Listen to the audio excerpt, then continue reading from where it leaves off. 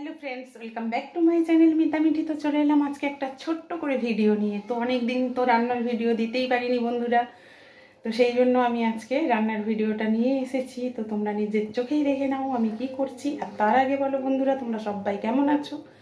আশা করি ঈশ্বরের কৃপায় সবাই সুস্থ আছো, ভালো আছো। আমিও ভালো আছি, আগের থেকে অনেকটাই। তো এবার দেখো কি রান্না করছি, আর তোমাদের কেমন লাগছে সেটা অবশ্যই আমাকে কমেন্ট করে জানাবে। আর যারা নতুন তারা কিন্তু সাবস্ক্রাইব করতে ভুলবে না বন্ধুরা। তো চলো দেখো কি করছি। এই দেখো, এঁচড় রান্না করব। তো এঁচড় কেটে সেদ্ধ করতে বসিয়ে দিয়েছি। আর এটা কি দেখো, মাটন কিমা, মাটনের চর্বি।